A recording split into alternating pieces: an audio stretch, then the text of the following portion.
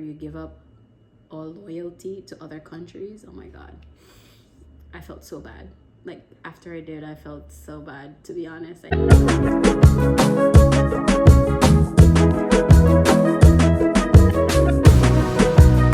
GlamFam, welcome back besties. Thank you for tuning in. If you are new, go ahead and hit that subscribe button. Applying for your citizenship can be a very daunting process, but when you click on this video, that's how I'm going to distill some of those fears. And I'm taking you through my process.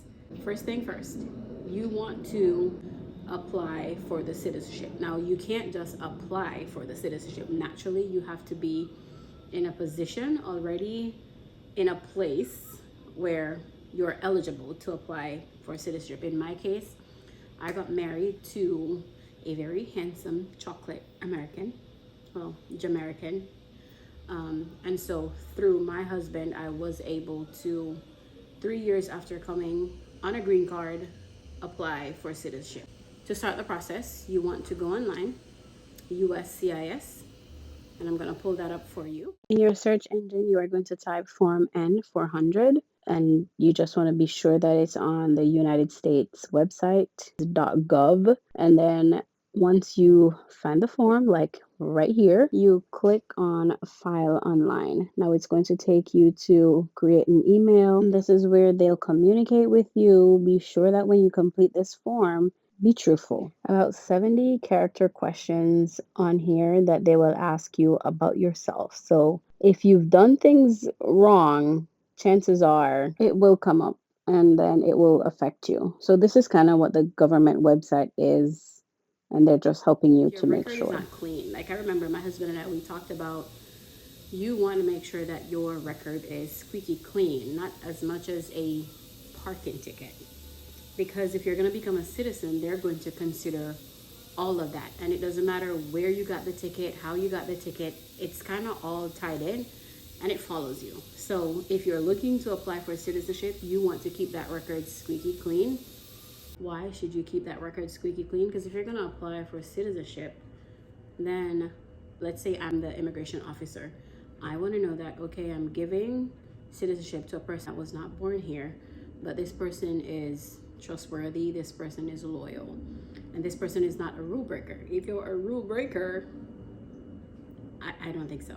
The whole process took about, for me, 3 months, where every time there's something new that's going on with your process, they will send you a notice. So like, all right, so after I put the application in, which cost $725, I received notice like 5 days after of my what they call it, I-797 notice of action.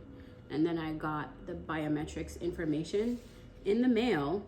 And so they'll either send you to the closest one to you based on availability. I did mine in West Palm Beach, which is about 2.5 hours, about 2.5 hours.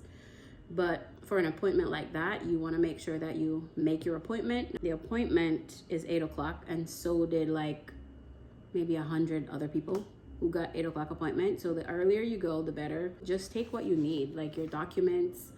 They'll ask you to silence your cell phone when you get there, and all you're doing is they'll take a photo of you and fingerprints. Now, if you have children who are minors, they do not go with you for this biometrics, because if you are doing citizenship, the minors will automatically be citizens under you. So as a parent, I encourage you to, if your child is a minor, don't just wait, because this whole process can be so frustrating. It can be so daunting for some people, because I have known people who still have not gotten their citizenship just because of the test. And the test, I promise you, the way I did it, if you do it like that, there's no reason to actually sit and study. You just want to make sure that you review some of the questions and prepare yourself. All right, so after your biometrics, after you've taken the fingerprints and done your pictures, that's like 1, 2, and you are out the door. You will get another letter for when, like in another 2 months or so, for when to come for the civics test. And so that's something you want to prepare for. Now, here's how I prepared. We had a book, and this was like an old book, and came with a a CD.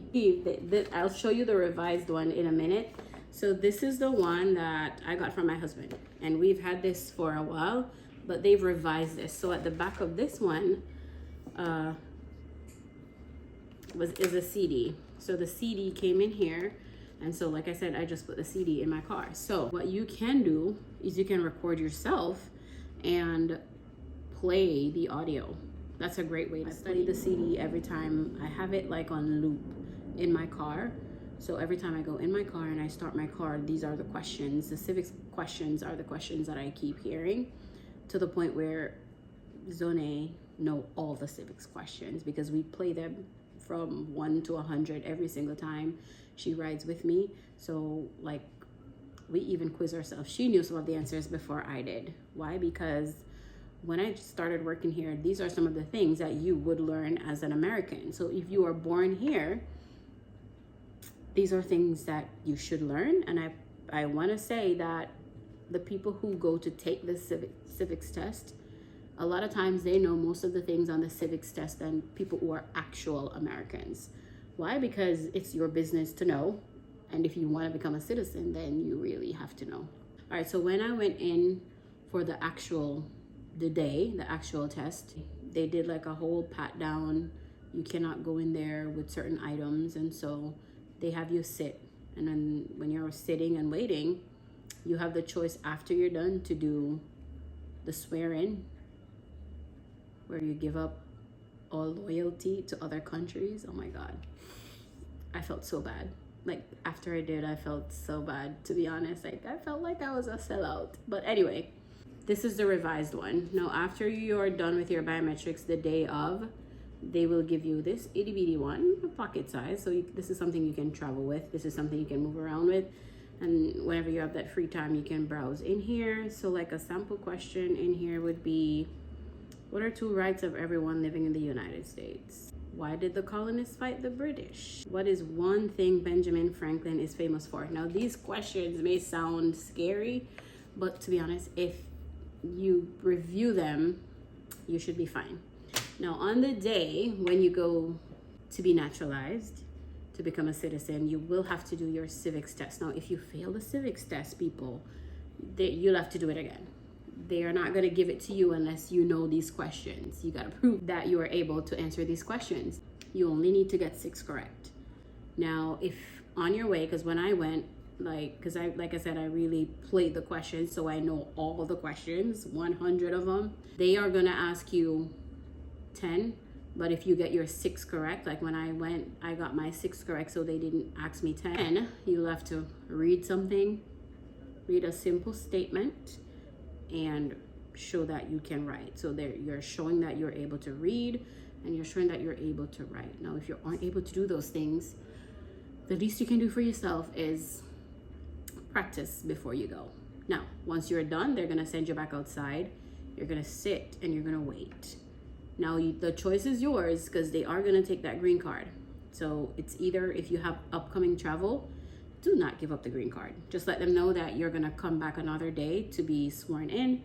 But if you don't have immediate travel plans, go right ahead, but they will take that green card. And when they take the green card, they'll give you a packet.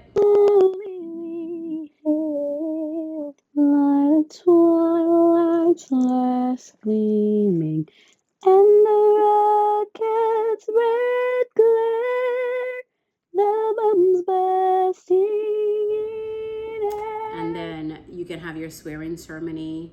Right after that, you can apply for your U.S. passport. Now, the U.S. passport, the process, that took a while. Even the expedited time is it's still a very long time, but it's worth the wait if you are a citizen. There are benefits that you get as being a citizen that you don't when you are an immigrant. So if you found this video helpful, go ahead and hit that thumbs up button. Leave a comment down below. I might have not answered a question. I might have not said something that actually happened. So if you have any questions, I'll be free to respond to those in the comment section. What do we say, Zan? Thank you for watching this video. Remember to like, comment, share, subscribe.